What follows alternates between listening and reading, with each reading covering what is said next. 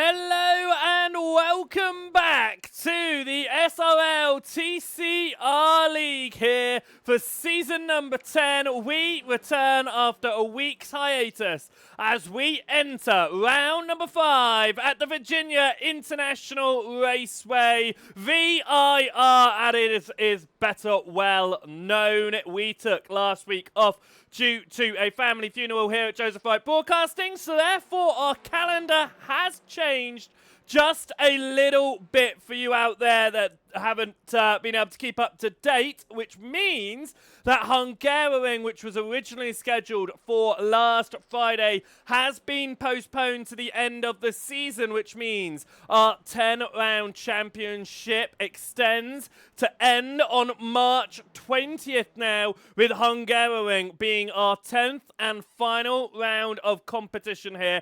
It also means that VIR now marks the halfway point of season number 10 as we run the full course. Of course, it is Friday the 13th today. Is it going to be unlucky for our drivers out there? Some of them will be hoping that other drivers will receive that bad luck and they'll be able to benefit from it. Of course, we do see a number of drivers absent from today for various reasons. Some big names not in our pro class today. In fact, only a few pro class drivers making it here at VIR. We do have some great tracks still coming up. Then we head across to Mugello next week for the start of the second half of the season. And then we go to Brands Hatch, what I have to say is the home of touring car racing. That will end our February run anyway. And then we head to Catalonia as we return to Spain for round number 8. Originally our final round of the championship, but we head to Road America now for the penultimate round on March 13th. And as I say, that Hungaroring added on to the bottom due to its postponement last week. A great evening out last week for our drivers, though. For a non-point scoring round around Donington. There was some great discussions over in the Discord. And if you do want to get involved and get into the Discord, then make sure that you hit that QR code and you can go and join the SRL Discord over there. But welcome to the broadcast booth and the new broadcast booth for the first time here on SRL TV as we prepare for round number 5 around VIR. It is going to be a very, very interesting race today. It has got long straights. It is going to require a lot of bump drafting and support. And it is going to be interesting to see where drivers are going to try and make those overtakes. Of course, you do have an absolute load of overtaking opportunities around this circuit. You think down towards the horseshoe of turn number 1. You jump down to the inside. You are going to be able to get a nice run through. The exit, though, are you going to be able to carry it on that tighter line? It could make you run side by side through into NASCAR bend. Overtakes normally being completed through the left hook of turn 4. Of course, you then got that wiggly run through the snakes and then up towards South Bend as well. I don't think we're going to see too many overtaking opportunities around there. However, never say never. You can overtake absolutely anywhere, of course. Oak Tree will be very tricky to get the overtake done, but if you can just place it up the inside into turn 12, you certainly could get yourself a nice position ahead going onto the back straight. Of course, we aren't running along the Madison Avenue chicane, but that's the only track map I could find. We run straight along past the chicane along the back straight. And then we head into some of the most fun corners on the racing track, if you get it right, of course. 14 and 14A of roller coaster. Definitely overtaking opportunities there as you've just come off the long back straight, and therefore the slipstream will help you get alongside. Get yourself down onto the braking zone for 14 and 14A. Try to get a nice clean run through roller coaster. I'm sure we will see a number of cars come together there. Hopefully nothing too serious, but there is definitely recipe for disaster as you try to make your overtake through there. Of course, Hog Pen, 17A, it's going to be tight, but if you can get your exit right, you can then set yourself back up along the front straight again, ready for the horseshoe of turn number 1. The circuit itself then, VIR, opened back in 1957, but it closed less than 20 years later, but reopened once more in the 2000s, and that was by a New Yorker couple, and they managed to run it in a country club model, which means that you can own a membership to VIR, get yourself down there on track days, as well as accessing all of the spectator events that head around at VIR as well. So what a great model that is. I'm sure, though, not for the faint of hearted when you look at the money side of things. The circuit itself then has been used in various configurations. 6 configurations in total are still used in the real world today. On iRacing, you can get a few of those, including the North and South course, the Patriot course, the Grand course, and the full course as well. But, of course, there are 2 Grand Course layouts in the real world. We only see the North Grand Course layout, I believe it's called, in iRacing. But there you go. But we are looking at what will be an absolutely fantastic event here around VIR. That is for certain. We have got, we've just seen Arthur Thirdle come into the server, which means we have got 5 pro drivers going to be heading out there for the race today, which isn't a huge amount of pro drivers, bearing in mind how many we've got in the championship. Talking about the championship then, I think it is only fair that we have a look at the championship order as we head into the 5th round of competition. We will start by looking at the pro championship. If it wants to show, there we go. And it is Adam Delmont who is at the top of the Pro Championship right now with 531 points to his name. Will Lyon is the man in second. Of course, no drops have been applied yet. That will have an impact on the championship moving forward. So right now, Adam Delmont is dominating. But we saw this in Season 9 from Dan Mould. But obviously, once those drops were applied, it became a lot tighter in the championship. I expect the same this season. Kim Borkland holds on to 3rd right now. And speaking of Dan Mould, the defending champion, he's in 4th, but unfortunately will not be able to compete this week and potentially for the next couple of weeks moving forward, either due to an injury. So we hope Dan Mould the best in his recovery. So hopefully we'll see him back down on the racetrack before the end of this season. Logan McKinsey sits 5th in the pro standings right now, ahead of Jack Bolton. Bolton dominating the early races of this season, but has stepped back from the championships. We will not see him heading out for the remainder of the season as it stands. Luciano Espinera sits in 7th position right now with Byte 500, which was a very dominant team at the start of the championship, and will be looking to try and move their way back towards that dominant lead. Of course, they have dropped down to 4th position since in that championship. We then have Jaden Scotton running around in 8th position, and Jaden has been wished good luck over on the YouTube chat there from Wayne, who is supporting his cousin. Then we have Arthur Thirdle. He sits in 9th. We said Thirdle stepping into the server just before the end of practice here, so he will be out there in the altitude team. Anthony Lammer is running around in 10th position in the Pro Championship right now. And Declan Marsden is down at the bottom. No points on the board for him.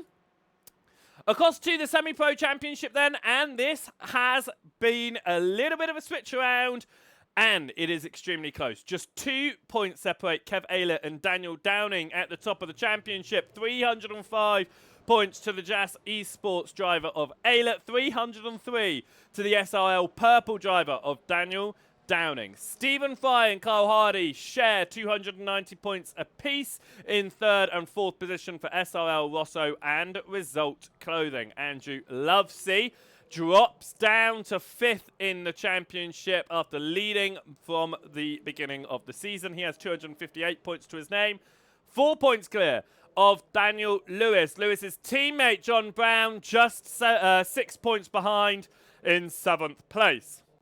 We then have Mark Draper in 8th position for SRL Purple, and he sits on 227 points, 4 points clear of Deck Crowther of Blade Designs, and Ronald de Jong rounds out the top 10 in your new semi-pro championship. This championship, obviously, this class, introduced this season. We then have Mahan Kodaman in 11th position with 135 points out of Tom Woodcock, and Jay Cooley sits in 13th position, and once again Cooley not able to attend today due to some hardware issues, meaning that he won't be able to get down on track once again. The semi-pro championship, the only one of the 4 championships that all drivers have got points on the board at the moment, and that semi-pro, as I say, the new class this season, and it is extremely competitive. Pro-Ams was where the class was split from, and they introduced that semi-pros, and leading your Pro-Ams is Demis Titchler right now with 299 points to his name. He sits 22 points clear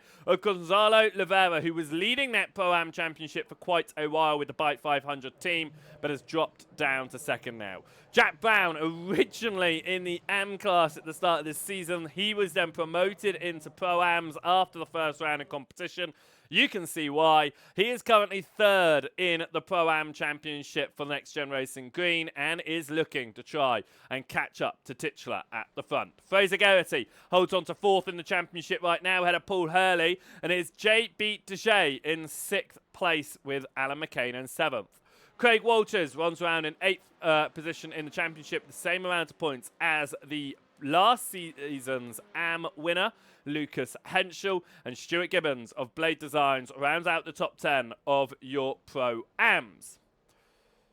In 11th position is Luke Woodhouse. He sits with 139 points after a double victory, of course, 2 times out ago. At Long Beach, he was able to take the Pro-Am wins in both of those races, so we'll be hoping to try and extend even further and move into the top 10. Kevin Marshall runs around in 12th position for Lumen Motorsports, and James Colden without any points on the board for him. And last but certainly not least, we look at the Amateur Championship, and once again, it is another extremely tight championship fight out there, as it is Torburn Mail, who has moved into the lead of that championship following his double win last time out at Summit Point. He sits now with 215 points. His teammate Vigard Olsen Leah just sitting in 3rd position, just a few points behind. So really good right now for the Sim Racing Norway amateur endurance team in the amateur class. Jeff Saunders of the JC Academy Topaz machine splits those two, and only 2 points separates him and the championship leader right now. Ben Gibbons sits in 4th position with 173 points, and Thomas Coombe, after leading the championship in the early stages, has fallen down to 5th position. We then have Chris London in 6th position as well, 107 points, 3 points clear of Scott Malcolm. Adam Littler holds on to 8th position ahead of Yannick Van Rienen, and James Brown runs out the top 10 in your amateur field. Without any points on the board right now is Chesney Vandenbroek, Nathan Hardcastle, and Aaron Matthews. However, that will be changing today as I look across at our amateur drivers. Aaron Matthews is out there running around in this session. He's currently the 4th fastest amateur. He is 22nd overall. Chesney Vandenbroek is also out. He is running in 28th overall. 7th position at the moment, so I believe it would just be Nathan Hardcastle without any points on the board in the amateur class at the end of this evening. That being said, then that is the championship standings as we head into this one, and we have a look now at the end of practice, because we have got just a few moments left until our drivers will be heading out into qualifying for the only qualifying session, I should say, at VIR. But we will definitely be seeing a new pole sitter out there today. That is for certain. Jack Bolton not out there today. Neither is Dan Mould, and neither, looking down the order, is Anthony Lammer. So our 3 pole sitters so far this season are not going to be heading out there for the qualifying session. And therefore, we are going to get a new name on the board in our pros and a new first-time pole sitter of season number 10. Right, drivers are about to get out for qualifying. And we are getting ready to start this one. So I hope that everyone who is watching is ready for this one. If you are watching over on the YouTube, then make sure that you have hit that subscribe button to SRLTV. That way you won't miss out any of the broadcasts for these amazing events. Neither will you miss any of the POVs that are occasionally streamed from the TCR races on iRacing. And if you are watching the unofficial broadcast over on the Twitch, make sure you hit that follow button as well, so you're notified whenever we go live at Joseph Wright Broadcasting. Right, we are ready for qualifying then, and our drivers are heading out for their opening laps. Now, of course, they will put lap times on the board on this out lap, because the way that VIR works is actually the pit exit, you exit before the timing line. So actually this out lap is a timed lap, though very unrepresentative, of course. Right, drivers are heading out here in the qualifying session, and we are going to have a look here at the Jazz Esports driver of Paul Hurley. If you are watching for the first time, then let me remind you of the colour system on the left-hand side once drivers start to put in their timed laps. As it looks like we do have a audio connected on the inside, so we will have to fix that momentarily. So we do apologise whilst we just jump across to this screen so we can get rid of the in-game comms. Sometimes this does happen, so we do apologise for that. Let's get that all switched off. Perfect. Excellent. We will get back across now. We apologise for that. Occasionally we do have issues like that, but we have fixed it now. So we are watching Paul Hurley head out here in the qualifying session, but the colours which I was talking about that you'll see on the left-hand side, the blue background behind your racing numbers, or on that little left-hand side down at the bottom, you will see the Pro class as blue. You will see the next highest class, which is the semi-pros. They are green. The Pro-Ams are purple, and the Ams are amateurs. Just so you know there, all drivers will be out on track at the same time. They are racing for overall position because they take their points from overall positions. We ride on board here with the Jazz Esports driver of Paul Hurley to see what he can do. We do get the unofficial lap times on the board as drivers get their out laps in. Paul Hurley, though, coming through turn number 1 of Horseshoe, that kink to the right of turn 2, and he abandons his lap early there. We jump on board just up ahead to Adam Delmont, the pro and overall championship leader as he came through NASCAR Bend, then do left hook of 4 into 5 on 5A. Through the snake here, we've got turn 6 to the left. This is 6A and on to the back straight now as Delmont getting a distant toe here. This is a nice distance to get that pull forward, but without getting hindered through the corners. Through 7, 8 and 9 there. Now up towards South Bend. You've got to get on the brakes here. Very easy to drive yourself wide and into that grass. You don't want to do that, especially in qualifying, and invalidate your lap. Onto the brakes, turn number 11. Push out wide through Oak Tree. No longer an Oak Tree on the inside, of course, there used to be.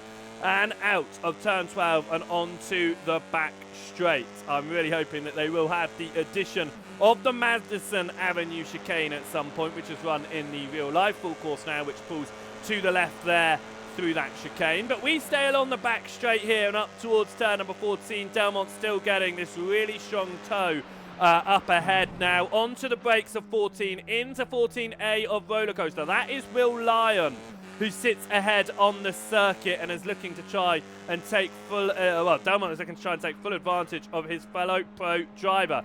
Through turn 17 of Hogpen into 17A, and we head out of the final turn here in qualifying up towards the timing line, and you can see how much Delmont is getting pulled across there, and we will now get our timing tower up on the left-hand side as we are going to be getting some strong lap times placed in, and Delmont and Lyon, the first two drivers to put in some lap times there on the board. We watch Vigard Olsen Leah here. Leah looking to try and take the double back at Long Beach.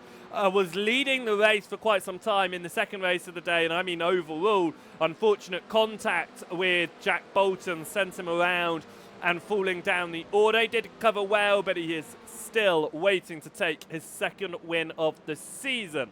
Olsen Leah, though, does find his way to the back of the field. 26th position on the board at the moment, drops to 28th without a representative lap time. Let's see what the 226 in the amateur class can do here, as Scotton has moved into provisional pole position ahead of Adam Delmont. Arthur Thurtle only just behind Delmont now as well, and then we are just seeing a gap to Will Lyon and a slow lap time on the board as Olsen Leah runs off the circuit there and will validate this lap time. I was about to say a slow lap time on the board for Kim Borkland, but that's because Borkland hadn't put in a representative time.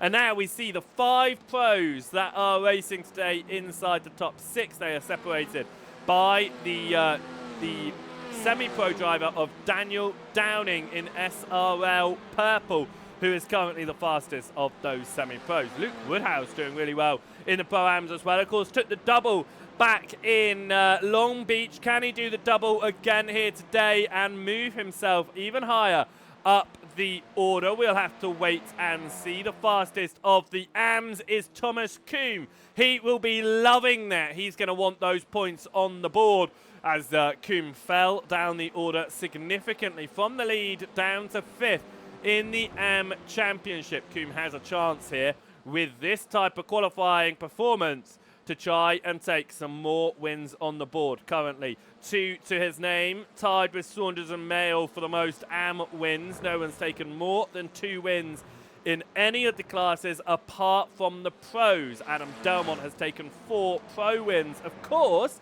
we should remember after last week at Summit Point, even though Delmont has taken 4 pro wins, he has not taken 4 overall wins.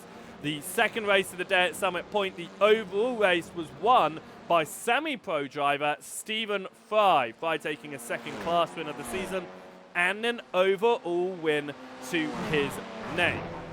Qualifying then, 8 minutes left on the board at the moment. Some strong lap times from drivers out there. We look at JB Dejay here. Dejay having a bit of issues recently. We've seen him go flying around, flying into the sky, we should say, at Summit Point. So hopefully Dejay will have a bit of a nicer go at it today. He's currently 5th in class, 14th overall, as Paul Hurley puts the time on the board. But that time looking good enough for 29th at the moment, 11th in class, but we'll be looking to try and move up the order just a little bit more. Scotton currently holds a 700th of a second gap over Delmont. Delmont holding a 700th of a second gap over Thurtle. It is very, very close up there at the very front of the field right now. Are we going to see any changes for positions as we ride on board with Thurtle as he comes through roller coaster through 15 there? This 16-17 complex is, well, it's complex. It can really set you off through turn number 17, especially if you start to lose your rear end. Of course, you can put the throttle down to get these cars facing the right way again. However, that could cause some issues with keeping it on the racing surface. Of course, the timing line goes Arthur Thurtle there, and will it be an improvement? It will not, but Will Lyon found an improvement. Now, on the screen, it does say he has put in an identical lap time to Adam Delmont. I am going to argue that. He is 1/1000th of a second off of Adam Delmont at the moment, with Delmont's best time being a 56.594 and Lyon's best time being a 56.595. But Will Lyon looking to try and get up there. Thurtle is it's literally the top 4 drivers here. Almost all of your pros are within 1/10 of a second of pole position right now, and it's showing you how important this toe is, because Lyon has dropped behind Delmont. Remember, Lyon gave Delmont the toe earlier in qualifying. Delmont has now been giving Lion the tow, and it has brought Lion into the mix. Can Kim Borkland find someone to work with? Because that is the only way that Borkland will be able to find his way towards the front of this order. He's racing in the Sim Racing Forces Norway machine, of course, partnered with De Jong today. De Jong this season. De Jong not racing tonight, though, unfortunately unable to make it back in time for the session. But it does mean that Borkland out there right now, currently 6th in session, sitting about 2/10 off of Daniel Downing. He has one non-pro driver between himself and the rest of the pro field, and he's going to want to be up there. This is a really good opportunity for pro drivers to take full advantage of others' absences tonight. We head down into turn number 11 and up towards Oak Tree. It looks like Borkland is starting to get a little bit of a distant tow here from the 23 machine, and that is really going to help him out along this back straight, could pull him up the order. That is Chesney Vandenbroek, who is racing for the first time this season. He is out there trying to put in some times on the board, as Arthur Thurtle now moves into second position in this session, and it means that the top four now separated by 7/100ths of a second. It is incredibly close. Is Borkland going to be able to take full advantage of the tow that he is getting from Vandenbroek here, as Vigard Olsen Lea goes third in class, 23rd overall? We head out of the final turn here. It's still a tow for Borkland, still trying to follow that 23 machine around. It is on the wider line, though. He cuts towards the inside. Will we find an improvement? It's a 56.4. It's pole! It's provisional pole position for Kim Borkland. The distant tow there at the second half of the lap that turned into an extremely close tow will move Kim Borkland into provisional pole position ahead of Jaden Scotton, who now is trying to find somebody out there to work with. No one in front of him. There are a collection of cars along the back straight here who are looking for some support in this final 3 minutes of qualifying. But Kim Borkland, who has been the slowest of the pro drivers for most of this qualifying session, finds the time at the end and proves it doesn't matter where you start in a qualifying session with your lap times. It matters where you end, and he has managed to put a very quick time on the board there, and the first of our drivers to go into the 56.4s. What a lap time that was then. Can Durdle find time here? Doesn't have the tow in front of him. He's pulling a few drivers behind up towards the timing line. It doesn't look like this will be an improvement. It's a 57.7. Delmont, though, at the rear of this train, will be looking to try and benefit from a substantial amount of drivers ahead of him that can give him tow.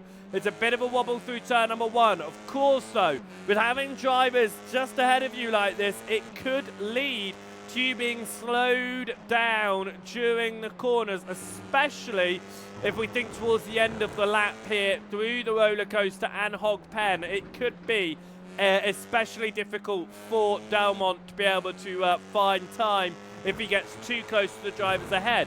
Chris London moves up into 28th position, 5th in the amateurs. Thomas Coombe has got about 6 cars.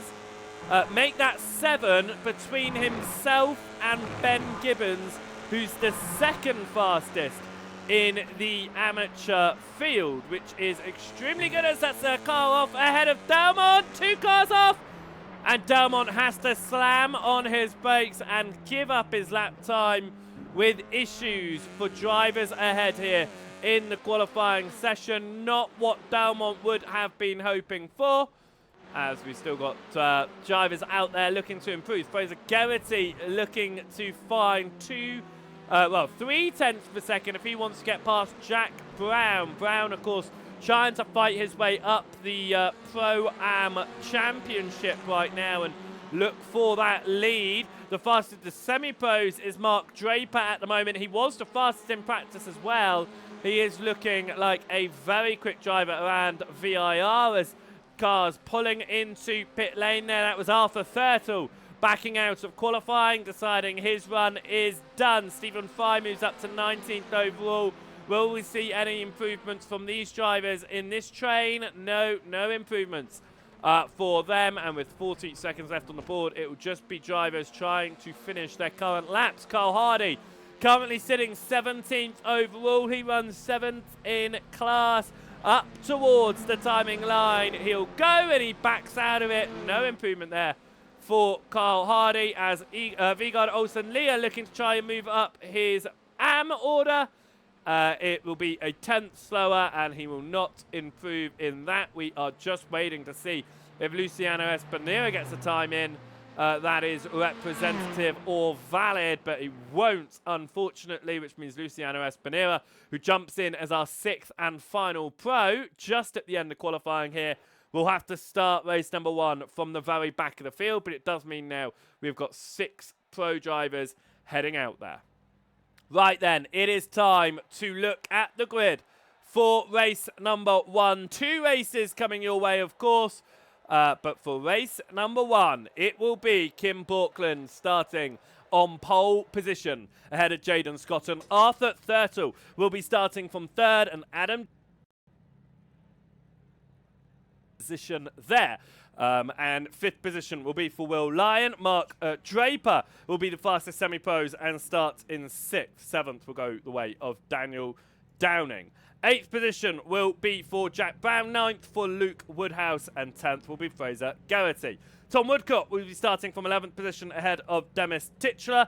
13th position will be for Daniel Lewis. John Brown in 14th ahead of Deck Crowther. Thomas Coombe, the fastest of the AMs, will start in 16th ahead of Carl Hardy. Gonzalo Oliveira will start in 18th. Stephen Fry will start in 19th position ahead of JB Touche. Andrew Lovesey will start in 21st ahead of Kev Aylett. Then we'll see Stuart Gibbons and Jeff Saunders rounding out the top 24. Ben Gibbons will start in 25th out of VIR Olsen Leah. Lucas Henschel will start in 27th with Chris London in 28th. 29th will be for Chesney Vandenbroek, and Alan McCain will start in 30th.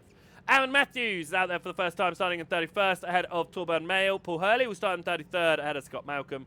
Kevin Marshall will start in 35th position. And Luciano Espinera, no lap time on the board after entering the session towards the end, but he will begin this one in 36th position. Will have a lot to do to try and move up the order towards the front of the field. Of course, if he can get into the top 15 by the end of race number 1, it means for race number 2, our longer 25-minute race, he will be able to start that one from pole position with our top 15 invert for the grid of race number 2.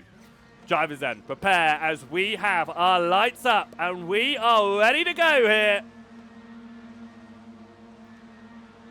And we are green and away at VIR for the first time. A few drivers getting slow launches off the line, but towards the front, they are going to go 2 by 2 from second backwards into turn number 1. Thurtle going to the inside of Jaden Scott and makes that move for the position. Will Lyon gets up the inside of Adam Delmont as well. There's contact in the background. Drivers around. Delmont stays to the inside of Lyon here and will hold on to 4th position as we go through turn number 3. Behind them, there are drivers around and others trying to find their way through. It looks like Kevin Marshall has been penalised on the start of this one as we watch drivers of Carl Hardy and Ben Gibbons run side by side. Hardy dropping down to 20th on the race start here as we've got meatball flag for Stuart Gibbons, who is already out of this race. The 2 teammates of VIR Olsen Leah and Torburn Mayle trying to fight it out here for the bottom of the podium in the amateur field. 3rd and 4th place right now, but it is being led by Olsen Leah, who is trying to chase down the amateur championship leader of Torburn Mayle. We will catch up with what happened at the start very shortly, but right now it looks like Carl Hardy may be having more issues. It looks like it's fallen down to 25th position now as he's just ran off the circuit. So that means Hardy has fallen a number of positions off his starting place and is now on the hunt to try and make his way back through. Down through roller coaster though, and it is Kim Borkland leading the way out front ahead of Arthur Thurtle. Adam Delmont, the championship leader, runs around in 4th position on the chase right now. Luciano Espinera started this race from 36th position. He is up to 22nd position right now. He has had 14 places gained on the opening lap of this race. That is an astonishing start for him, avoiding all of the issues going on around. John Brown moves into 3rd position, but under attack here from Woodcock, who is looking to try and take some more strong results to support his championship resurgence here at the midway point of the season. They still run side by side with Brown up the inside of Woodcock, and that is Brown's teammate Lewis trying to get involved as well. Woodcock on the wider line here, but will try to keep it through as we switch across for turn number 5, and he does get the inside line there and will get the position too. That's the podium in the semi-pro field. It is 11th position overall in that fight at the moment as they try to find any position they can at the early stages. It is 20 minutes, of course. That's going to be about 11 laps of asking here at VIR, which is not too long, actually. On a circuit like this, you do have a number of overtaking opportunities, of course, but you're going to want to try and take them when you can. Woodcock here already pulling a little bit of an advantage over those behind. Right, let's see if we can have a quick jump back here at what happened, and it's already going wrong here. It's contact ahead of Gibbons. He then hits DeJay. And look at that, just absolute pandemonium in the background there for a number of drivers as we try to catch back up onto the live pictures once more. It was pandemonium there, but it looks like it has sorted itself out towards the front. What happened then also, if we can, to Carl Hardy on that opening lap, we saw him drop a number of positions as well, and as expected, it was through South Bend. A slowdown. It was a slowdown for Carl Hardy. That's what dropped him so many places. Right, we need to go live because we have a fight towards the front, and that's a big slide for Adam Delmont into turn number 1 there, trying to get to the inside of Jaden Scotton.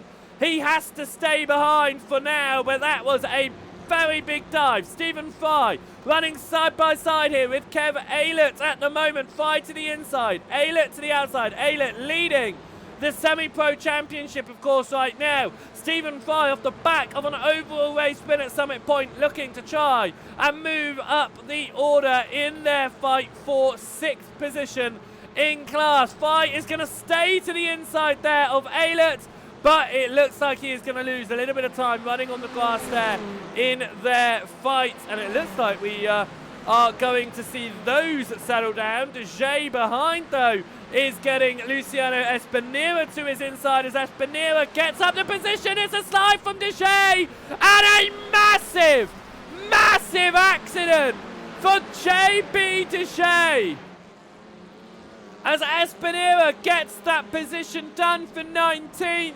DeJay just loose on the rear end, and a massive accident into the tyre wall there. We go back to our Pro-Ams now as Luke Woodhouse fights with Fraser Geraghty up to roller coaster. It's side by side here.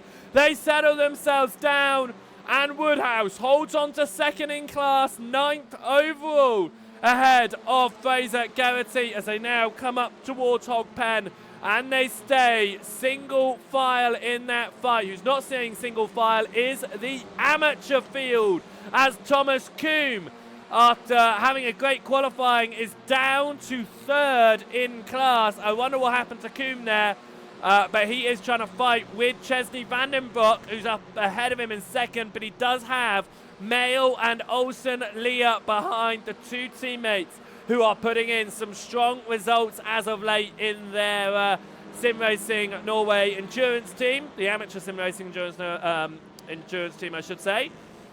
Up towards turn number 1, they have settled themselves down in this fight right now, but Ben Gibbons, who is leading the amateur field, is trying to fight with Alan McCain, who's 5th in the Pro-Ams, trying to get into that top 20 right now. Of course, if any of these drivers are able to extend their way up into the top 15, they will find themselves in the invert order, which is what allowed Stephen Fry to win last week overall in race number 2. So if he's able to find 2 more positions here, he could find himself in the same position he was last week, as it looks like we may have lost Chris London. No, he's back again. We have not running ahead there, London, of Lucas Henshaw, his teammate, but black flag for Luke Woodhouse. Luke Woodhouse is going to have to visit pit lane from penalty. He was 3rd in the Pro-Am fields and will now have to drop behind, which will give Demis Titchler that 3rd place in class, and he has got a number of semi-pros between himself and McCain, who runs behind, so that will give Titchler almost a guaranteed podium here. Smoke ahead as it's Woodhouse just allowing drivers through here with that penalty. He's trying not to get in anyone's way. He knows that his race is done. He's not going to try and ruin it for anyone else, and there he moves to the right-hand side, and Luke Woodhouse will have to come down pit lane to serve that penalty. We catch on to the semi-pro fight here as Steve Aylett gets... Stephen Fry is trying to Steve Aylett. Stephen Fry is chasing down Kev Aylett, but holding on to Andrew Lovesey and Daniel Lewis behind. Luciano Espinero sees this fight. His fight is now into that 15th place, by the way, which will give him pole in race 2. Luciano Espinero is going to continue fighting here to try and get himself into that top 15, because it means that the pro driver who would have started at the back of race number 1 could start to the front of race number 2. We're approaching the halfway distance on time here, as that was a switch across for Andrew Lovesey. Will get up the inside of Fry. There's a bit of contact there, and Fry will have to cut the corner. That will be a slowdown for Stephen Fry, who is not happy with Andrew Lovesey, who's trying to make a resurgence in the semi-pro field. And Stephen Fry falls to 18th now, loses out on that invert pole for the time being. Andrew Lovesey holds on to the invert pole, but he slides. A big slide there. It's going to invite Daniel Lewis in. Around the outside, Lewis goes to try and make this move, as he can't quite do it. It looks like Stephen Fry there. What happened to Stephen Fry? It's a big slide for Fry. I wondered why it showed him as 8th position. And Stephen Fry abandons race number 1 following the contact and then going off the circuit there. As we were watching just up there, it was Daniel Lewis getting past Luciano Espinera as this fight continues on, trying to get the inverted pole as Daniel Lewis runs off the circuit through roller coaster. We'll have to rejoin just before Hogpen there, but now drops down to 18th. Alan McCain moves through. Daniel Lewis stays out of the way, does not want to rejoin dangerously here. It does mean that Daniel Lewis has just dropped about 10 race positions here before he's finally rejoined onto the racing surface. Aaron Matthews out there for the first time, goes sideways in the glamorous racing machine and finds himself off the circuit towards roller coaster. But gets it back going again. We'll find his way on at about turn 16, it looks like. Just making sure it's all clear. And will return 9th in class for him. This is the lead fight. It is Arthur Thurtle out front. There has been a change, of course. I'm not sure when that happens. We've been watching so much going on behind. I'm going to see if I can see when this overtake for P number 1 occurred. It looked like it happened quite a while ago. When we were just catching up with everything that was going on behind. But it is a move for the lead for Arthur Thurtle, who now runs on ahead. I'm still scrolling. I'm all the way back on lap number 1. It did not happen on lap number 1, so I cannot find when or where this overtake for P number 1 occurred. As I continue to scroll, we are watching Adam Delmont at the moment in this fight. No, I cannot find this overtake for P number 1, so we will just have to appreciate Thurtle's move from our imaginations.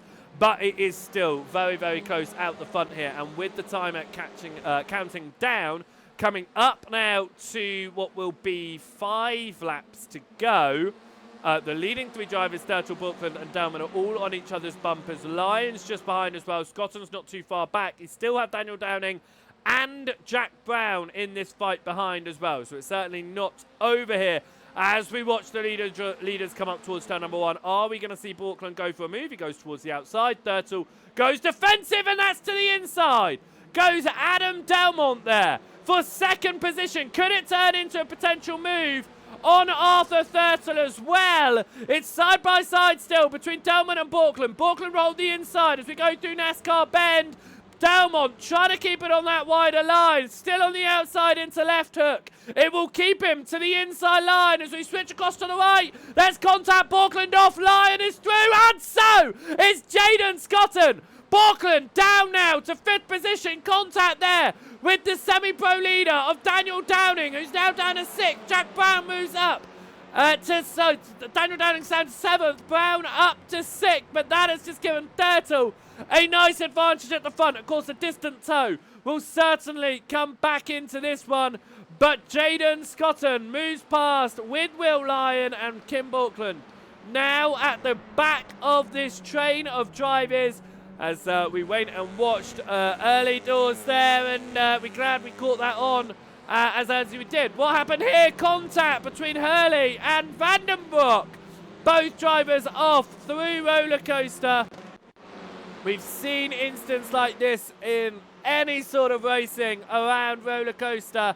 It was to the inside there from Vandenbroek to try and get the inside of Hurley. It was just a slight bit of contact. Both drivers off the circuit in that one. A real shame for Hurley and Vandenbroek on that one. Vandenbroek picking up a meatball flag in that instant and had to visit pit lane, which means he's down in 32nd and 9th in the amateur field now. Paul Hurley did not get a meatball flag, but in that in the pro-am field, he's down to 6th in class, 27th overall. Now, as we look at 6 more minutes to go in this one, it is Arthur Thurtle leading your pros and overall race at the moment. Jack Brown is leading your pro-ams. He's part of this leading train of drivers. So is Daniel Downing, who is leading the semi-pros. And Thomas Coombe, after losing down the order, a huge wreck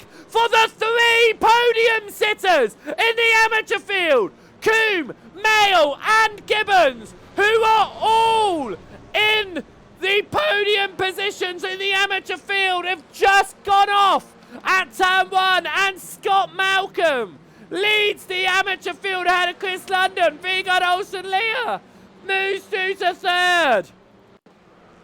What an accident. And all 3 of those drivers are going to fall down the order. What happened? It looked like that may have been a move across from Gibbons. Let's see. It was a move and then a slam on the brakes. That's a difficult one to judge. But our leading 3 amateur drivers, as we moved across to them, huge wreck. About the same time, Gonzalo Oliveira was caught up in. Gibbons just driving back onto the track, hitting Oliveira. Jack Gibbons there. Sorry, Stuart Gibbons there. Just not coming back on in the way that you would have hoped. No, it was Ben Gibbons. Sorry, it was Ben Gibbons. Not coming back on the way that you would have hoped for. Ben Gibbons running around now with a meatball, having to come down pit lane. But what a disaster. Back to the front, and it is fight for the lead. Thurtle to the inside as Delmont tried to make the move on the outside line. It didn't work. He had to move back into it there. Up towards NASCAR Bend. And these drivers, all 5 of the leaders, know they have an opportunity to take an overall win here. Take maximum points on the board. Lucas Henschel has had an issue. That's through Hog Pen off the circuit. Back to the leaders now as they continue to fight with about 2.5 laps to go. If our estimations are correct, I'd argue that next out might be white flag, actually, but we shall see. Dalmont pushing hard behind Thurtle. He knows he has the chance here to take a 5th class victory, a 4th overall victory of the season, and to extend his championship lead at the front. The drivers behind looking for some wins of their own.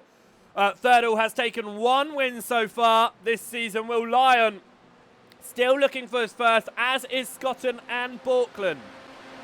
Luciano Espinera, though, we should say, the pro driver currently running in 14th, will be on the front row of the invert as it stands, which will be great for him after starting race number 1 from the very back of the field. He has absolutely flown through this order and has shown some really good pace there. Through Hog Pen then, this leading train of drivers go. We will get 2 more laps in this race as it's a slow exit from Lyon. Gives Scotton an opportunity here. Borkland, can he do something as we come up towards turn number 1? It's going to go to the outside for Dalmont, to the inside, to the outside. It's 3 wide behind. Dalmont goes to the side by side for the lead. He can't do it. There's going to be contact. Borkland and Jack Brown there. A little bit of a nudge, but it keeps them all clear. Back marker ahead here. Hopefully he'll keep it out of the way. And we will see them just continue around without too many issues. And we see this leading fight continue. But Thurtle holds on ahead of Dalmont. Sideways there for Jack Brown. As it's Daniel Downing and Mark Draper, the 2 teammates in SRL Purple, running the lead and second in the semi-pros. But they are going to want the overall position ahead of Jack Brown if they can take it. Remember, drivers take their points from overall race results, not from class position. Through the S's as we go up towards South Bend. There's been a bit of an opening between these drivers at the moment. Andrew Lovesey had picked up a meatball flag. What happened to Lovesey? A huge wreck here. Is it contact? No, it's wide on his own accord. And Andrew Lovesey of Altitude slams into the wall on the outside of Roller Coaster. Back up to the fight for your lead, though. Dalmont on the rear end of Thurtle as we head along the back straight towards Roller Coaster. He looks to the inside. Is he going to try and make it side by side? He certainly does. Go to the inside there. He switches around to the outside, and that's Torburn Mail. Sorry, no, that's Kim Borkland, sorry, off the circuit. Is it? No, that was Torburn Mail. I don't know. Who was it? It was Torburn Mail off. I did call it right. It was Torburn Mail off the circuit. It was a back marker. It was not this lead fight. Dalmont, though, did get that position confirmed on Arthur Thurtle that we saw him do.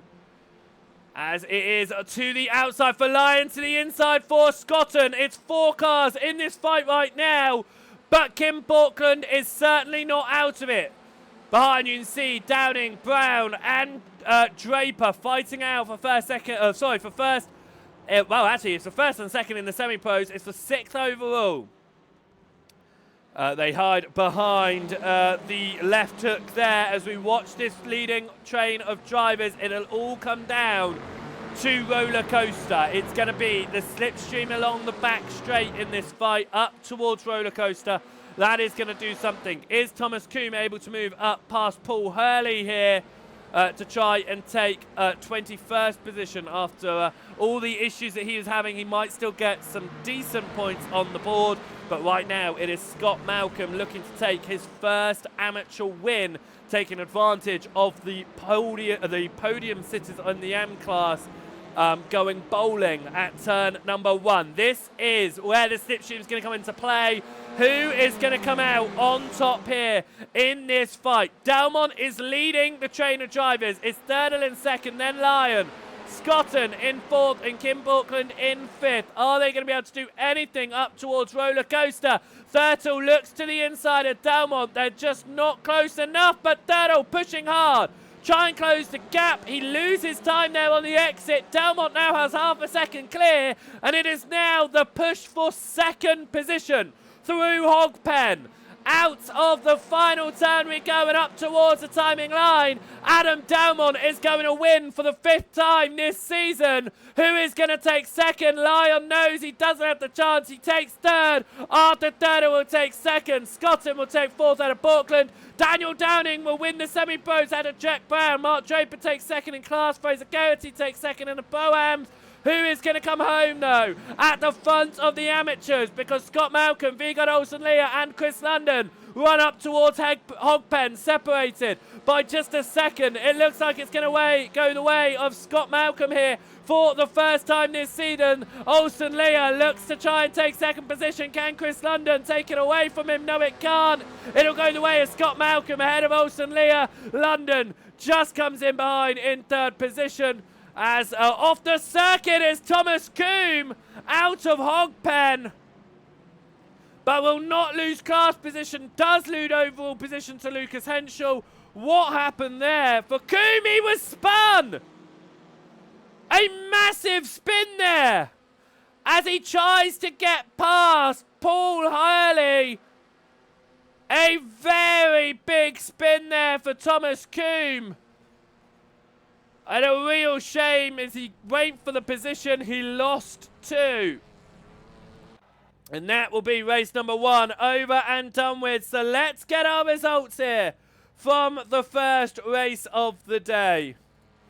The win then went the way of Adam Dalmont for what would be a 5th time this season in class, a 4th overall. A very strong result there for Adam Dalmont. Second position went the way of Arthur Thurtle. Will Lyon came home in third position ahead of Jadon Scotton. And then it was Kim Borkland who rounded out the top 5 in the end and kept all of the pros, apart from our driver who started the course at the back of the field, all together there. Daniel Downing took the win in the semi-pros in the end, which would be his his third win of the season for Daniel Downing, so a strong result for him. And Jack Brown wins his first Pro-Am class race of the season. A great result for the man who started in the amateurs at the beginning. Mark Draper took home 8th position overall, ahead of Fraser Garrity and Tom Woodcock. 11th went the way of Demis Titchler and Dec Crowther. Then it was Kev Aylett in 13th, Luciano Espinero in 14th, Anna McCain. We'll start race number 2 in pole. We finished in 15th ahead of Carl Hardy and Daniel Lewis. Scott Malcolm benefiting from the podium collection there on the crash ahead of him at turn number 1. Means he came home to take his first class win of the season. Then it was Vigard Olsen-Leah in 2nd in class ahead of Chris London. We then had Paul Hurley in 21st out of Lucas Henschel. Thomas Coombe recovering to finish 4th in class, 23rd overall out of Jeff Saunders. Aaron Matthews in his first race took home 25th out of Ben Gibbons. Kevin Marshall staying 27th. And Vandenbroek, his first race, came home in 28th out of John Brown. Torben Mayo came home a lap down in the end ahead of Andrew Lovesey, who was 2 laps down, and Gonzalo Oliveira 3 laps down out of the race. Early with Stephen Fry, Luke Woodhouse, JB Dejay and Stuart Gibbons. Right, we've got just a couple of minutes out of this one to have a chat with some of our drivers, and we will see if we can have a word, in fact, with Scott Malcolm. Scott Malcolm then was the driver who came home in the win in the end in amateurs, racing with a broken finger, taking full advantage of everything going on ahead of you, Scott. A great first win. I can't believe that. Maybe I should break more of my fingers. It came to you today then, so Friday the 13th, it's bad luck for other drivers, not so much for you. You were able to hold on then to the win ahead of Ben. Yeah, how did you feel? Sorry, not ahead of Ben, but how did you feel about that one? It wasn't looking good after qualifying and practice. I was like dead last. I think I qualified 3rd last only because 2 guys never put in times. But I just tried my best to stay out of trouble and just watch everybody go off in front of me. I didn't even realise I got the class win until I looked at the standings about 2 minutes ago. Well, it was a great win for you, say, taking advantage of other people's issues. It does mean in race number 2 you will be starting at the front of the amateur field. Are you hoping to maybe hold on to that? Are you just going to see what happens, try to take it easy? How's your approach to race number 2? There's no way I'm going to hold on to that. There's faster guys behind me like Fingard and even Chris. I think you've got Thomas as well, so they'll get by me if they can keep it on the track. Well, good luck for race number 2, Scott, and let's see if you could potentially take the double. Yeah, I'll go and break another couple of fingers on my other hand. All right, good luck, Scott. See you later. Scott Malcolm there, coming home in the win of the amateur field in race number 1. It really went his way, and he'll be happy with that one. I should say he didn't even realise that he came home to take the win, but it was a win and a good one at that, taking full advantage of that 3-car wreck at the very front of the field. That included, obviously, the competitors that were looking to try and take the win. And this is, if we just get back a little bit, another look at that accident. These are the leading 3 amateur drivers, and it is a big bowling moment up through turn number 1 that sent all 3 drivers off and around, with them all having to contend with various degrees of damage. You can see that it was major damage for Torban Mail, who had to pull to the side and back out of that one. Warm up then for race number 2 has come to a close, and we are going to prepare for the second race of the day. We will talk you through the grid in just a moment. It will be the top 15 from race number 1 reverse. So we are just waiting for us to tick across into the second race session. And there we are. So let's grab the grid order then for race number 2. We are going to see Alan McCain start this one on pole position ahead of Luciano Espinera, who started, shall we remember, race number 1 from 36th and last on the grid. He managed to work his way up to 14th to take a front row start in the invert. Kev Aylett will start in 3rd ahead of Dec Crowther. Demis Titchler in 5th ahead of Tom Woodcock. Fraser Geraghty will start in 7th ahead of Mark Draper, and it's Jack Brown in 9th and Daniel Downing rounding out the top 10. Kim Borkland will start this one in 11th ahead of Jayden Scotton. We'll then see Will Lyon, Arthur Thurdo and Adam Delmont, the podium sitters in race 1, starting in 13th, 14th and 15th. Carl Hardy will start in 16th ahead of Daniel Lewis, and then Scott Malcolm, our amateur winner from race 1, will start in the lead of the AMs in 18th place. He'll start ahead of Igor Olsen-Leah, and Chris London. Paul Hurley will start in 21st ahead of Lucas Henschel. Thomas Kuhn will start in 23rd position, and Jess Saunders in 24th. Aaron Matthews will start this one in 25th ahead of Ben Gibbons. Kevin Marshall saved from 27th. Chesney Vandenbroek will start in 28th ahead of John Brown and Torban Mail. Andrew Lovesley will start in 31st ahead of Gonzalo Oliveira, Stephen Fry and Luke Woodhouse. If they make it to the grid, we should see JB Deshea and Stuart Gibbons starting 35th and 36th, but we're yet to see them grid up, so we might not see them start the second race of the day. Right then, 25 minutes is going to be on the board for this second race. 25 minutes, which means we'll be going about 2 additional laps over race number 1. Which means drivers such as our pros that will be starting towards the back end of the top 15 will be having just that little bit longer to move their way towards the front. Of course, every position does count for our drivers. They take their championship points from their overall race position. Lights are up then, 25 minutes on the board. And it is green, and we are away for the second time at VIR. It looks like some great launches towards the front of the field this time. Not too many cars getting slow off the line. Alan McCain goes defensive at the front as the pro driver of Espinera straight away looking to try and move into the overall race lead, but he might have Kev Aylett here just having a nip at his heels up towards NASCAR Bend. Has to stay behind. It's side by side behind there as Woodcock moves past Titchler for 5th position. And it does look like, for the most part, we have stayed mostly green. It does look a couple of AMs have had some issues towards the background, though, that we will have a look at in just a moment's time. But through the snake now, and the drivers are settling it sat down, single file towards the front. And towards the back, they have also settled it single file. Aaron Matthews and Chris London are the 2 drivers in the amateur field who have had some issues off the line here. Is it contact?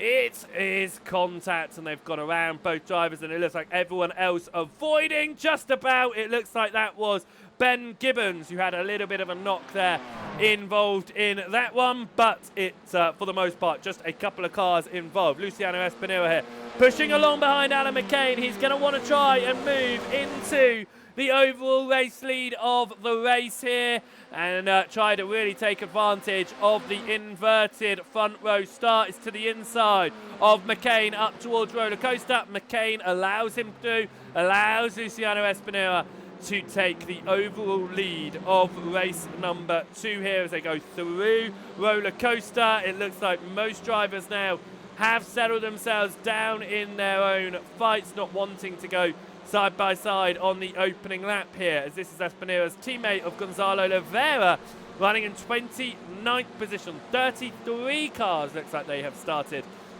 this second race of the day, and as we talk about how many cars there are, let's get our timing screen to the left hand side so we can see which order they all sit in, as Will Lyon is trying to make his way up the field now and does make his way past Daniel Downing as he's following Kim Borkland up the order. The 2 pro drivers trying to find their way towards the overall front of this race, as this is Jack Brown getting to the inside of Demis Titchler, and Brown now moves into 2nd in class with Alan McCain leading that Pro-Am field right now. Can Jack Brown potentially take a double here after taking his first class win in race 1? He has been looking fast around VIR. It is possible.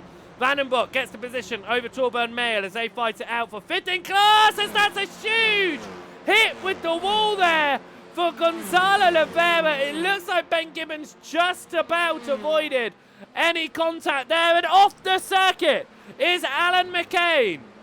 But he tries to stick it to the inside of Crowther here. There's contact with the Blade Designs machine, but Deck Crowther holds on to it. McCain now could be under attack from Jack Brown. Jack Brown is right behind him. Brown moves past Woodcock there with the slipstream. McCain moves to the right-hand side, and Jack Brown now looking for the lead of the Pro-Am field.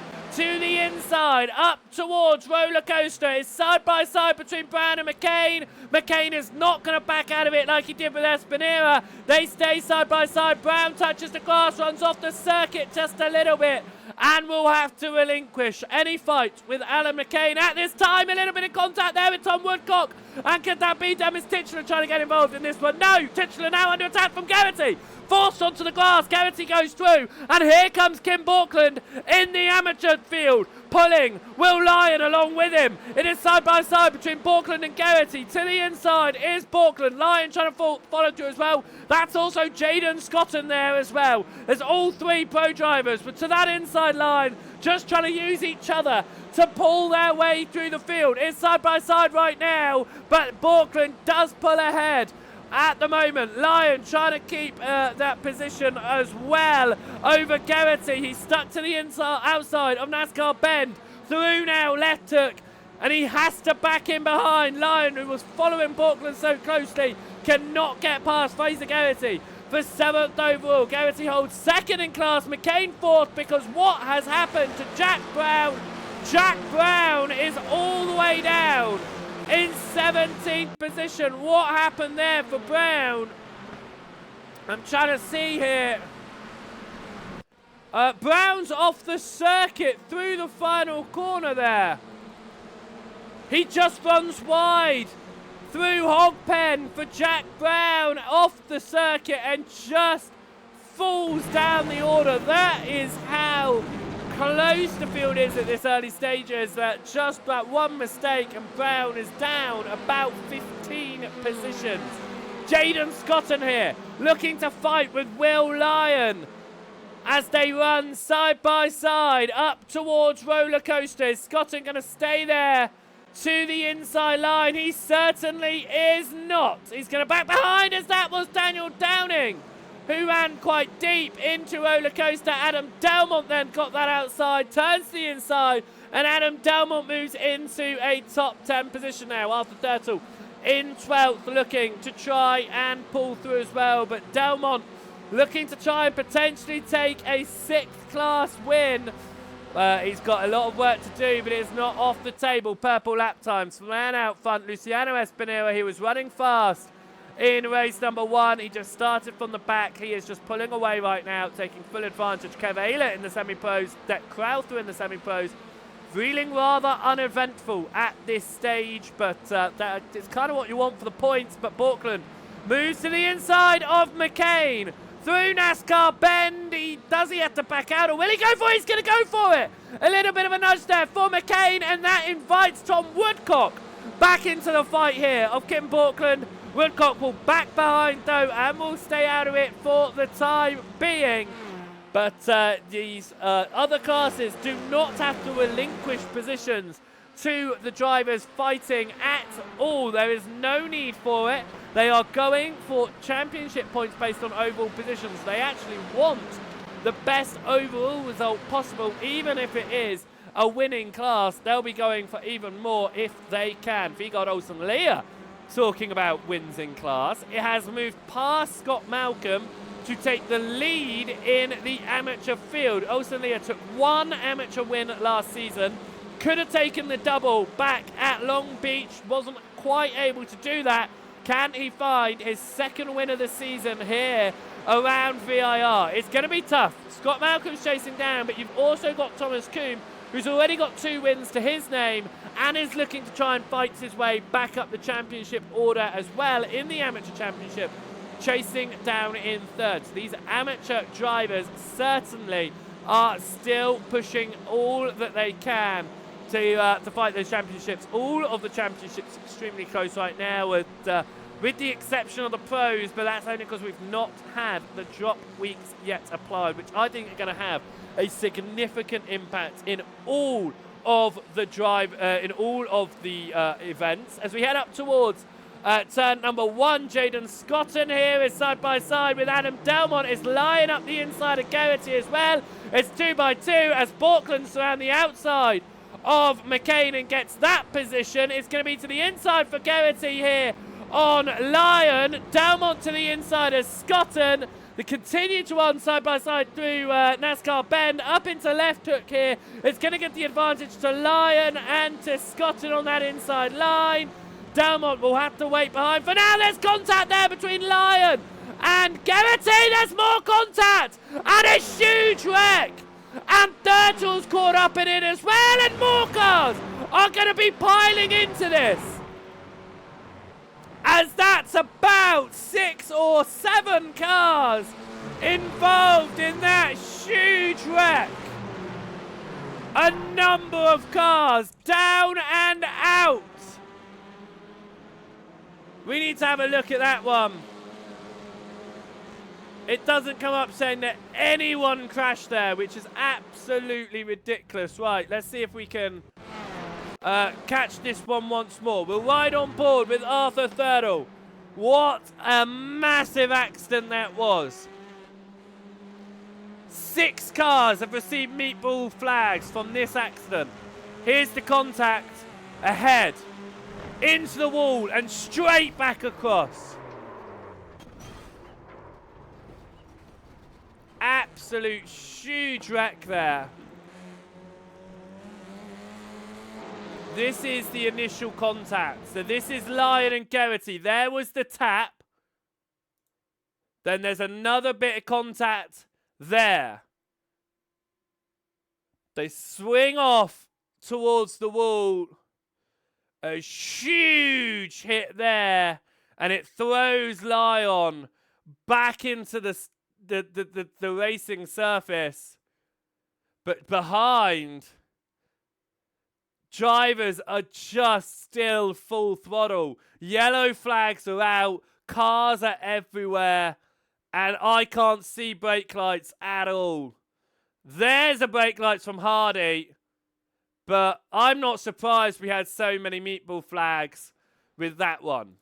Because almost nobody used their brakes in that accident. And of course, if you're not going to slow down for an accident, you are going to find yourself involved in it. Which means meatball flags in net. Fraser Geraghty, Mark Draper, Daniel Downing, Will Lyon. Arthur Thurtle, not a meatball, but out of the race. Carl Hardy and Daniel Lewis, both also with meatballs. Lucas Henschel and Gonzalo Oliveira, both already out of this race. So a number of cars down and out at the midway point of this racing, of this race. 13 minutes still on the board here as we are watching Det Crowther and Kev Aylett. They are fighting out for the win in the semi-pro field. Kim Borkland is chasing down there. But the amateur field are going to be loving this because they are going to be able to take full advantage to get some great overall race points here. And at the moment, Vigard Olsen Leah is just 7/10 shy of a top 10 result. Only 4 pro drivers still remaining in this one. Scotton and Dalmont 7th and 8th right now, trying to chase down McCain and Woodcock in a hunt for what would be 5th position, as this is Scotton to the inside of Alan McCain. And we'll get that move done towards turn number 1. And Jaden Scotton will move up into 6th position overall, and we'll take that away from Alan McCain. Adam Dalmont chasing down behind Wayne Purple of 56.7, as this is once again the fight for the lead of the semi-pros. Det Crowther chasing down. Aylett moves to the inside. There's going to be contact in that one. Crowther moves into the lead of the semi-pros. Aylett, though, off the circuit, comes back on and goes around. Tom Woodcock moves into 2nd there. What happened in that rejoins? We saw the move up the inside from Crowther, a nudge to the inside of Aylett. Aylett's leading the semi-pro championship, remember. He came back on straight into Borkland. That was an unsafe rejoin if I've ever seen one. Of course, we saw another one in race number 1, of course. We saw that unsafe rejoin from Ben Gibbons. So that seems to be the call for action today as Jaden Scotton runs wide through Oak Tree. Manages to hold on ahead of McCain, but it moves Delmont into 3rd in class, 5th overall right now. Luciano Espinera is 7 seconds clear at the front here and is hunting down his first overall race win of the season. And as it stands, he will be getting there quite comfortably, as we have got a number of cars out of this one, of course, which means that drivers are a little bit more separated out there. Thomas Kuhn, though, is looking to try still and move up to 2nd position in this race in the amateur field. It will be 12th overall, but he does have Stephen Fry of the semi-pros behind him right now. Coombe, of course, could have taken an extra position or 2 in race number 1 overall, but spun along the front straight here on the last lap of asking. Across the timing line we go. 10 minutes on the board. We're looking about 6 more laps in this one as Thomas Coombe is looking to try and take 2nd away from Scott Malcolm. Stephen Fry behind is looking to try and take what will be 13th or even 12th position away from the amateurs ahead.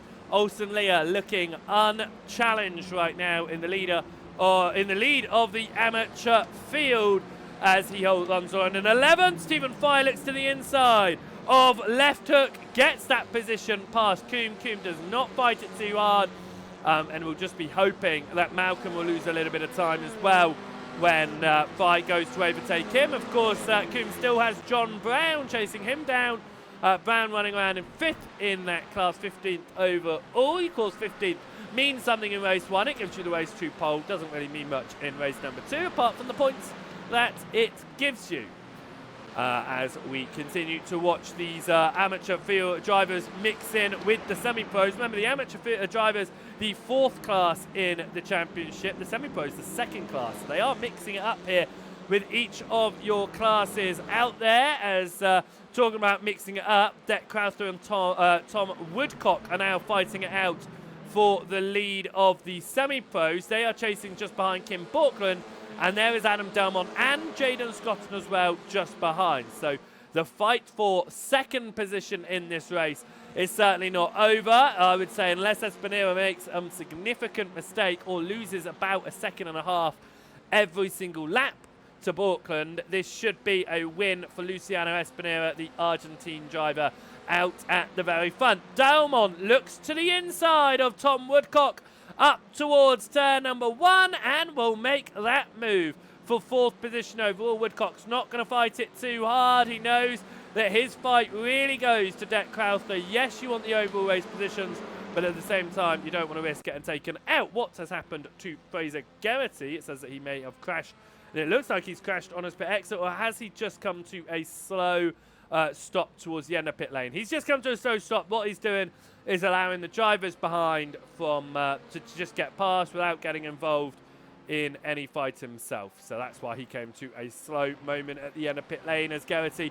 returns to the racing track. He's also been given a black flag and will need to come down pit lane to serve that one. As we are watching once more back in the amateur field. This is Ben Gibbons. He's holding on to 7th in class right now. 22nd overall in the race. You've got Aaron Matthews behind, followed by Chris London, as this is 3 drivers getting themselves involved in the midfield pack. Towards the front of the pack here. Jaden Scotton trying to get past Crowther and Woodcock, the 2 semi-pros that are fighting it out for their class win, as Scotton does get past Crowther. They run side by side. Crowther lets Scotton through, but Woodcock is now the leading semi-pro driver. Woodcock taking what would be his first semi-pro win if he is able to keep it at the very front here. Deck Crowther looking to try and take a 2nd class win in that semi-pro field. Alan McCain still does hold on to the pro lead right now. Jack Brown has recovered up into 2nd in class. But if McCain could do it, it would be his first win in class as well. So a lot of firsts going out there. 3 of the classes right now looking for first-time race winners in what would be the 10th race of the season. So I think that's quite an amazing statistic. If we got Olsen Leah, Scott Brown, Thomas Coombe, Jeff Saunders were all to have issues, and Chesney Vandenbroek was to be able to find his way to the front of the AM class, we could find it on all 4s. But I don't think we're going to see something like that happen unless we see the podium sitters in the AMs go bowling at turn number 1 again, like we saw in race number 1. Although we are hoping not. Of course, this Friday the 13th turning out to be unlucky for some and lucky for others. And Luciano Espinera's late entry into the session, meaning that he didn't get a lap time. He started race number 136. He finished it 14th, placing him 2nd on the grid for race 2. That late start looks like it may have just gifted him an overall race win. He's still leading by about 7 seconds right now. This is Jaden Scotton. Still trying to get past Tom Woodcock as he just sees Delmont and Borkland pulling away in front of him. He's going to be frustrated, stuck behind the semi-pros at the moment. He's going to be wanting to move his way through up towards the front of this one to try and get back into the fight for 2nd overall. Scotton does have the slipstream here on Woodcock. Moves to the inside as Jaden Scotton is going to go side by side into roller coaster. Woodcock is not going to back out of it though. Goes deep on the 2nd point. Scotton now looking to try and get the speed on the exit. Cannot do it, and Woodcock holds on ahead of the JC Academy Emerald driver. And Jaden Scotton stays in 5th position as we head up towards turn number 1 right now. As Scotton looks to the inside of Deck Crowther, and he won't be able to do it yet again. He's going to have to wait behind in this one. We go back to the amateur field, as Kevin Marshall say, has a slow run through Hog Pen. Ben Gibbons is in 7th right now, trying to chase on Jeff Saunders, who's half a second up on the road. And Aaron Matthews is only half a second behind him. They are fighting for 20. And in this one, and has contact! And Ben Gibbons takes out Jeff Saunders, but was he nudged from behind? I think he might have been in that one. Let's have a look up towards turn number 1 there, because there was contact behind. He was a big old nudge from behind there. And it was Jeff Saunders who went off. It was, who was it that got involved? It was Aaron Matthews that bumped Gibbons in that one. And that is a real shame for Saunders, who's now down to 24th in this race. Another driver who is fighting for an amateur championship right now.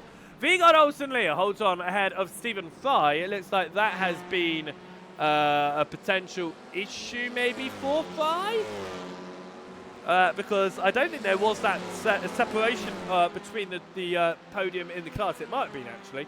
But back down the order then, we see this group of cars here. Paul Hurley just makes his way past John Brown. Brown is not going to lay down and let that lie so easily. He tries to pick up a little bit of extra slipstream up towards Roller Coaster. We'll just have to wait for the moment, but gets right onto the rear end of Paul Hurley here, looking to try and get a potential exit to move up that position. Back towards the front of the field, and Jaden Scotton has made his way past the semi-pro drivers of Woodcock and Crowther, who continue to fight it out here in their semi-pro lead. Tom Woodcock leading Deck Crowther as we come up towards NASCAR Bend and in towards Left Hook now. But they are, Woodcock chasing right on the rear end of Scotton here, potentially just trying to use him to pull him along. Alan McCain still holding on to the lead in the Pro-Ams. In fact, has a gap of about 6 seconds to Jack Brown, who's second in class. So unless McCain has some issues here, it should go his way as we are approaching what will be the white flag lap. Delmont is all over the rear of Borkland. Luciano Espinera, though, continues to push around at the very front of the field. And in fact, let's give him a little bit of screen time, because Luciano Espinera started this one in second, but remember, started the whole evening in very, very stone cold last dead place. 36th on the grid for him in race number 1. He managed to pull that up to 14th position by the end of race 1. It gave him second on the grid for race number 2. And it meant that all he had to do was get past Alan McCain, who started on pole. He managed to do that, and he has just been putting in the laps out the front there.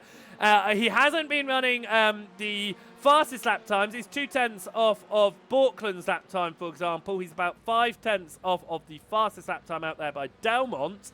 However, he is putting consistent enough lap times in there that no one behind really has an opportunity of pulling into this one. But that being said, the white flag will come out, and Luciano Espinera will lead onto the last lap. It will be a fight for second, though, as Delmont to the outside. If Kim Borkland will try to hold it on that outside line, won't be able to keep it in just for now, but it is the white flag lap, which means Delmont is going to be pushing for it. Borkland is going to be defending. Jack Brown gets past Kev Aylett for 8th overall in this race. We head up towards Left Hook now. It's a slightly tighter line there from Borkland, going defensive, making sure Delmont is not going to put his nose in and go for that overtake. We ride on board with Adam Delmont, currently 3rd in this race, looking to try and take second. There is still the fight in the lead of the semi-pros behind as well. Deck Crowther still chasing down Tom Woodcock in this one. No fight in the pro lead or the am lead, so we'll keep an eye on these front lead fights at the moment. There are still a couple of other fights going on, but Delmont goes to the outside of Borkland. He's going to try and switch it across in Oak Tree. There's a little bit of a nudge there. Delmont forcing Borkland wide. He has to stay behind, won't want to take advantage of that one. But Delmont now drops a little bit behind the semi-pros. Come onto the back shade as well with Woodcock leading Crowther by half a second. Up towards the front once more. Is Delmont going to have the speed up through the back straight into Roller Coaster? No, he's going to have to close it through Roller Coaster, get as close as he can to Portland. He gets extremely close. It's all going to be about the exit there. It's Luciano Espinera comes around the final turn, and for the first time this season, Espinera will win in the overall race and the pro class. Who will come home second? Delmont's behind Borkland, but it will go the way of Kim Borkland. In second, Tom Woodcock will take the win in the semi-pros, and Alan McCain will win the Pro-Ams. Vigard Olsen Leah keeping Stephen Fry at bay here. Two different classes, but will Vigard Olsen Leah hold on to 11th? Yes, he will, and Vigard Olsen Leah will take his second win of the season. Vandenbroek just missing out on a podium in his first race, and Scott Malcolm, back-to-back podiums for him, a win in race 1, it's a third in race 2. Ben Gibbons takes home 21st overall in the end, 6th in class out of Aaron Matthews, and Chris London crosses the line behind. But what a win from Luciano Espinera, his first of the season for the man who started the evening at the very, very back of the field. It has been a great race for him. It has been a great race for a number of drivers out there, not so much for others, as there were issues, of course, throughout the evening with drivers having various issues with contact and accidents, but it is, at the end of the day, a great result for a number of drivers taking their first wins. And we will get ready for our post-race interviews after we have a look at our final race results here. So let's have a look at how the second race of the day ended up. It was won by Luciano Espinera in the end, ahead of Kim Borkland. Then Adam Delmont came home to take home third position. Jaden Scotton crossed the line in fourth. Tom Woodcock came home to win the semi-pros for the first time this season. So great job for Woodcock there. And Deck Crowther came home in second. Alan McCain took his first Pro-Am win as well this season, which means we saw 3 new winners in the top 3 classes. And it was Jack Brown who came home in second in class. Kev Aylett came home 9th overall. And Demis Titchler rounded out the top 10. But the top 10 featured the podium of the top 3 classes as well, which is crazy. Vigard Olsen Leah just missed out on the top 10, came home in 11th though to take what will be his second win of the season. It was looking like it could have been a double back at Long Beach, but he finally gets that second win on the board. Stephen Fry came home in a 12th overall ahead of Thomas Coombe, who took home second in class. Luke Woodhouse took home 14th ahead of John Brown, and Scott Malcolm rounded out the amateur podium. Chesley Vandenberg came home 17th overall ahead of Paul Hurley. Torburn Mayle came home 19th. And Kevin Marshallsay came home in 20th position. Oh, that's not what I wanted to do. Let's get back to where we were. 21st position was Ben Gibbons ahead of Aaron Matthews. Chris London came home in 23rd. And Daniel Downing in 24th position. Daniel Lewis came home in 25th ahead of Mark Japper. Both of those drivers a lap down. 2 laps down was Jeff Saunders and Fraser Geraghty. And out of the race following that massive accident that we saw was Will Lyon and Arthur Thurtle. We also saw Carl Hardy out during that accident as well. Earlier in the race, we saw Lucas Henschel retire and Gonzalo Rivera out on the opening lap of the race. Not starting the second race of the day was Andrew Lovesey, JB Dejay or Stuart Gibbons. Right then, with race number 2 and our evening done, it is time for some interviews here. So let's see who is around that we can pull in. In fact, we are going to pull in Thomas Coombe for the first one here, because who managed to get home second in race number 2. It could have been a win in race number 1, but it was bowling towards turn number 1. But Thomas, overall, how do you feel this weekend, Wayne? All things considered, with everything that happened, not too bad in the end. Obviously, qualifying went really well. I mean, I only did about 5 laps of practice going into qualifying, so to be like 8 places clear in AM was really good. But Yeah, turn 1 sort of undid all that, and then sort of worked my way back up just as I got into the AM lead, and then yeah, got taken out again. And then just as I was coming out of the final corner on race 1, got spun one more time just to top the race off. But yeah, I think all things considered, I'm pretty happy with. I think it was 4th in race 1 and 2nd in race 2. So yeah, damage limitation definitely, especially after Summit Point where I just couldn't take part because of my connection. You said that you were hoping for a good evening today after having a great run at the non-point scoring round last week.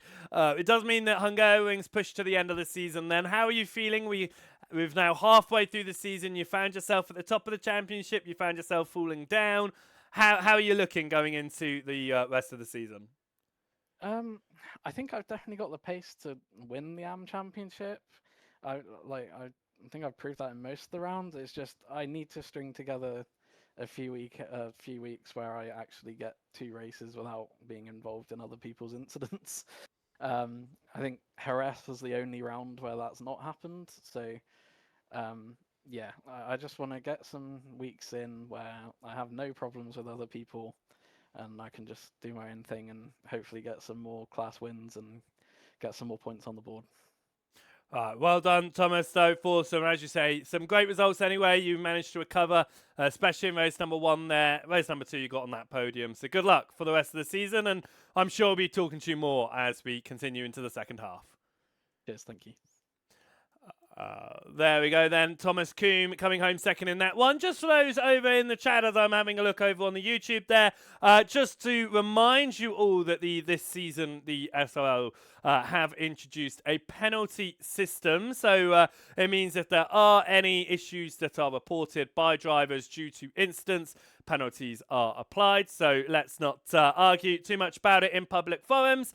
And let's just celebrate what was an amazing evening of racing here on the SRL TCR League, as we always see in season number 10, with the highs and lows that you always expect in league racing. Right, let's see if we can pull someone else over into this one to talk about how their race got on. In fact, we are going to see if we can, I'm seeing who's available here that I had some good races in that one, and we're going to see if we can pull across the man who came home second in the semi-pro field in the end. It was Deck Crowther. You had a really good fight there with Tom Woodcock and the pro drivers in race number 2, but you just missed out on getting past Tom towards the end. How was that race for you? I enjoyed it. It certainly went better than Wednesday's race. I weren't expecting you to drag me in then, to be. I wondered what was going on at first. Yeah, it was a good race. I enjoyed tonight, to be fair, yeah. I made a couple of mistakes in that second race, which let a few of them pass me. I weren't concentrated. I was yapping too much with people. But yeah, almost got back past him. Got back to him, but just couldn't make the move. Because you had a lot of pro drivers around you trying to find their way through. You certainly weren't making it easy for them, nor do you have to. How do you feel in there? Because you had Borkland, Delmont, Scott, and all trying to make their way through whilst you were fighting Woodcock. Of course, you were leading for a moment there before that fight fell you behind. Did that frustrate you that another class was getting involved, or was it all just part of the fun? It's all part of the racing, isn't it? Like I said, I made a mistake on that corner, which let Delmont past. And I saw him coming on the inside, so I just kept wide, let him go, and then tried to carry on battling with Tom. But unfortunately, Tom also got past me a little bit later on because I made another mistake. But nothing I can do about it now. Wow, it's been an interesting first half of the season. Of course, this one marks our halfway point. How are you feeling for the second half? We've got 5 more rounds to come and some great tracks. Yeah, these last few races are tracks that I do like. Apart from the last one, I think it's Road America, isn't it? Well, Road America has now been moved to round 9. So we have round 10 will be Hungaroring. I don't mind Hungaroring, so hopefully that'll go okay. Like I said, the rest of the tracks I do enjoy, but apart from Road America, whenever that one is. So hopefully it'll go pretty well for me. Wow. Have a great time in the second half of the season, and good luck to you, and well done for a strong result here today. Yeah, thank you very much, pal. And then we will put in one last driver into the broadcast booth here today. We'll put in a couple more actually. We'll talk to Alan McCain next, who managed to come home to take the win in the Pro-Am field in race number 2 due to the invert. Put you on pole there, Alan. What a great race that was for you. Talk us through it. I don't even know where to start. all I did was try to stay out of the way of the pros, tag on to the back of the semi-pros, and see where it got me, and it's got me where I wanted to be, which was P1. It certainly did. It got you P1 into the Pro-Am field ahead of Jack Brown. It's your first win this season that marks the halfway point. So how are you feeling for the second half? Do you think that you've got an opportunity now that you've got that first win on the board that you might be able to find some more? Hopefully that everything will look up now and I'll be closer to the front. I'm having lots of trouble with qualifying. I just can't qualify the car. It's making me start at the back. I was just lucky tonight and got the reverse grid, which helped massively. That's always the help, is the reverse grid to top 15, and it's caused a lot of drivers to find their first wins over the last few seasons, so it has helped you out, of course. How are you feeling then about some of the tracks that you've got coming up? We've got a mixture, of course, the final round now being Hungaroring. It's going to be an interesting one. Do you think that there's a circuit that you're really looking forward to, or is there one that you're really not looking forward to? Well, to be honest, I have driven Hungaroring in several other cars, but I have never driven it in the TCR, so it'll be a complete different learning curve to drive it there. So I'm hoping the Civic will be one of the better cars there for the corner handling. So we'll just take it as it comes. All right, well, good luck for the rest of the season, Alan, and well done on your first class win. Thank you very much. And then finally, we will pull one more driver who was in. He was hanging around and then he disappeared, but we will pull down into the booth for the last one this evening. Will be Jaden Scotton. You managed to come home there in 4th position. You've been fighting at the front all evening long. Talk us through it, because there has been fights the whole night. Yeah, it was a good night. I'm glad to have stayed out of trouble after Summit Point, which was my finest work. It was a lot cleaner tonight. I think Lady Luck not on my side tonight. I found myself in the wrong place at the wrong time more often than not. But ultimately, it was 2 decent runs. Ultimately, if you look at the bigger picture. But yeah, some disappointing, but I think it was alright. It was alright. Because you got some strong points on the board for an evening that didn't see too many pro drivers out there. And race number 2, obviously, with 2 pro drivers knocked out of the race. As you say, there was quite a few incidents out there, including that big wreck that went on through the exit of Snake. But you did find your way through it without any issues, which meant that you were fighting with Adam and with Borkland throughout the whole evening. But of course, you were caught up behind Crowther and Woodcock, and it sort of separated you from that lead fight. How was that feeling for you at that moment? I'm sure it was a bit frustrating. Yeah, well, I wanted to shake Tom a little bit. You know, he's my teammate. I saw Delmont sail up the inside of him a few laps prior, and then he was fending hard. But I will say that was the best racing I had all night. Was with him, and it was hard but fair. I think I thought it was a good move off in the end on him, but he didn't make it easy. Yeah, I think that was fun. That was a fun part of the race. It's always going to be tough to catch Adam and Kim anyway, so I enjoyed the battle. It was a great battle to watch as well from the commentary booth and from the cameras. We're halfway through this season then now as we exit VIR. We've still got 5 more rounds to go. How are you feeling about the second half of the season? Is there anywhere you're really looking forward to where you think you might be able to get some more luck on your side and look for that first win? Well, Magello is a great track for me. I like Magello, so that's definitely looking forward to that. But I'd see how it goes. Not put any pressure on getting certain results. Just going to try and enjoy it and run as well as I can, and see what happens. All right, well done though on what was, in the end, some decent results, having to make your way through the order, and good luck once again for the second half of the season. Thank you. Jaden Scotton there, coming home in the second race in 4th position. He did manage to dispatch the 2 semi-pro drivers, including Tom Woodcock, as he said, his teammate there. He did have a great battle with that one. But we are done here around the VIR circuit for this evening. And that does mark the halfway point on the calendar then, as we have 5 rounds now completed. 5 more rounds to go, of course, as we head to Mugello next week on February 20th. Brands Hatch will round out February and March. Now we'll see 3 rounds with Catalunya, Road America and the postponed Hungaroring marking the final round of the season.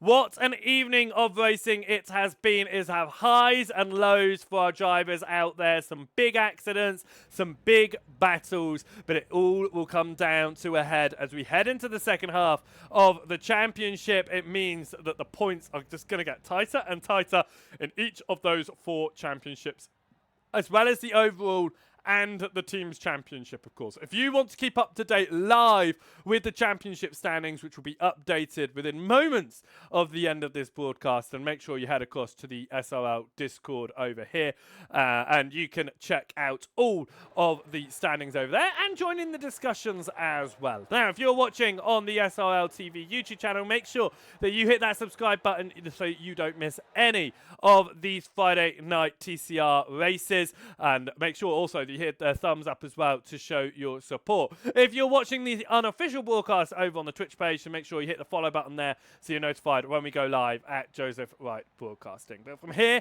in the Joseph Wright Broadcasting booth and from SRL TV, we hope you have a fantastic week ahead of you, and we will see you next time out when we head to Mugello for round number 6. Thank you so much for joining us here tonight, and have a wonderful evening. Goodbye.